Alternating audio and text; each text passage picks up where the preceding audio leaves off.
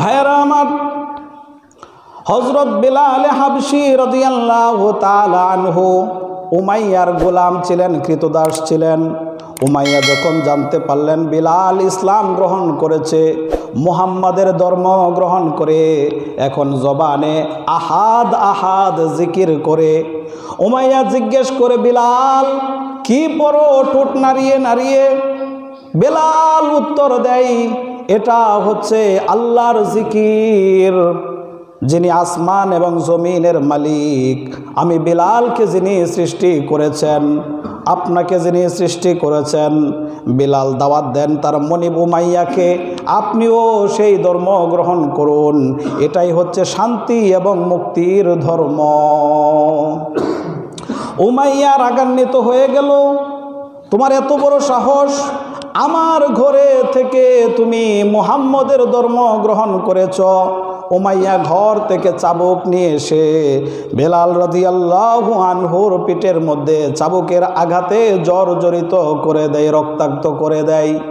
শুধু তাই না, হযরত বেলাল রাদিয়াল্লাহু আনহুর গলার মধ্যে মোটা রশ্মি পেঁচিয়ে সেই রশ্মি দুষ্ট ছেলেদের হাতে দিয়ে তাদেরকে উৎসাহ দেয়, পুরা এলাকা মহল্লা যেন তাকে টেনে টেনে ঘুরিয়ে নিয়ে আসা হয়।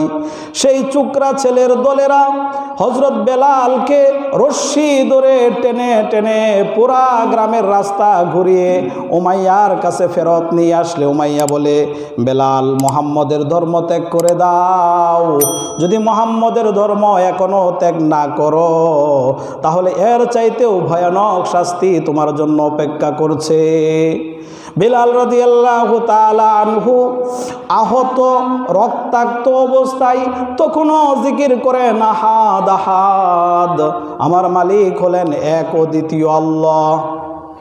এবার উমাইয়া হযরত বিলাল রাদিয়াল্লাহু আনহুকে লৌহ বর্ম, লোহার পোশাক ছিল, সে লোহার পোশাক পরিয়ে তৎকালীন সময় মক্কার কঙ্করময় বালু, যেখানে বালু এবং পাথরের মিশ্রণ, মক্কার মরুভূমিতে প্রখর দুপুর বেলায় রোদের তাপ এত প্রচণ্ড হতো, কেউ যদি একটি হাঁড়ি রেখে সেই হাঁড়ির মধ্যে পানি আর চাউল দিয়ে রেখে আসতো, কিছুক্ষণ পরে গিয়ে দেখতো সেই চাউলগুলি ভাত হয়ে গিয়েছে।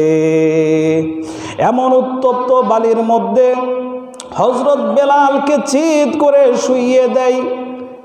শরীরের মধ্যে লৌহ বর্ম হওয়ার কারণে সেই লৌহ বর্মটা আগুনের মতো গরম হয়ে আরো বেশি তাপ দেয়, এবং বেলাল যেন এক পাশ থেকে আরেক পাশে না যাইতে পারে।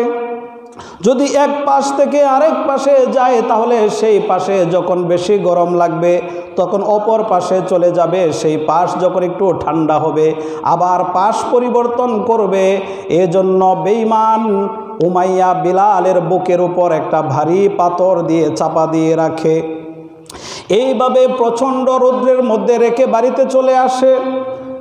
যখন তার মন চায় তখন গিয়া দেখে এইভাবে বেলালকে নির্যাতন করে, আর বেলাল আল্লাহর আহাদ আহাদ নামের জিকির করতে থাকে। এইভাবে উমাইয়া প্রতিদিন বেলাল রাদিয়াল্লাহু তাআলা আনহুকে শাস্তি দেয়। একদিন হযরত আবু বকর সিদ্দিক রাদিয়াল্লাহু তাআলা আনহু পথ দিয়ে চলার সময় বেলালের কান্নার আওয়াজ শুনে কাছে গিয়ে বেলালের এমন নির্যাতনের অবস্থা দেখে হযরত আবু বকর সিদ্দিক রাদিয়াল্লাহু আনহু উমাইয়ার সাথে কথা বলেন, উমাইয়া, তোমাদের বংশের, তোমাদের জাতের একজন গোলাম আমাদের কাছে আছে, তুমি যদি চাও বেলালকে আজাদ করে দাও, মুক্ত করে দাও, আমাকে দিয়ে দাও, সেই গোলামটা আমি তোমাকে দিয়ে দিব। উমাইয়া রাজি হয় না। এরপর হযরত আবু বকর সিদ্দিক অনেক বড় ব্যবসায়ী ছিলেন, সম্পদশালী ব্যক্তি ছিলেন। প্রায় 280 দিরহাম অর্থাৎ 1 কেজিরও বেশি রূপার বিনিময়ে হযরত বিলাল রাদিয়াল্লাহু আনহুকে খরিদ করে আজাদ করে দেন। হযরত বিলাল রাদিয়াল্লাহু তাআলা আনহুর এই কষ্টের কারণে আল্লাহর নবী বলেন, আমি যখন মেরাজে যাই, আমাকে যখন জিবরাইল জান্নাত পরিদর্শন করান, তখন আমি জান্নাতে বিলালের পায়ের আওয়াজ শুনেছি। ভাইরা আমার, এই পৃথিবীর কোনো মানুষ বিশ্ব নবীর আগে কোনো নবীও জান্নাতে যাইতে পারবে না, কিন্তু একজন মানুষ আছে যিনি বিশ্ব নবীর আগে জান্নাতে প্রবেশ করবেন।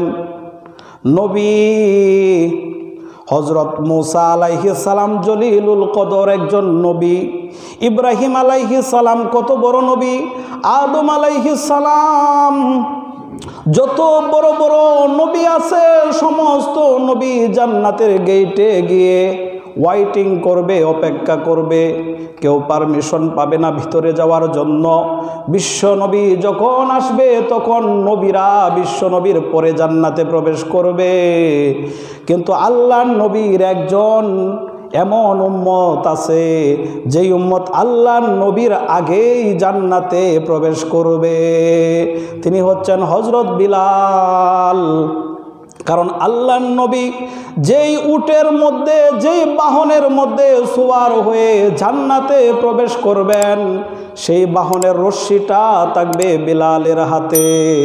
যার হাতে রশ্মি থাকে সে আগে থাকে, সেই বাহনটাকে টেনে টেনে সামনে নিয়ে যায়। অতএব বিলাল আগেই জান্নাতে প্রবেশ করবে।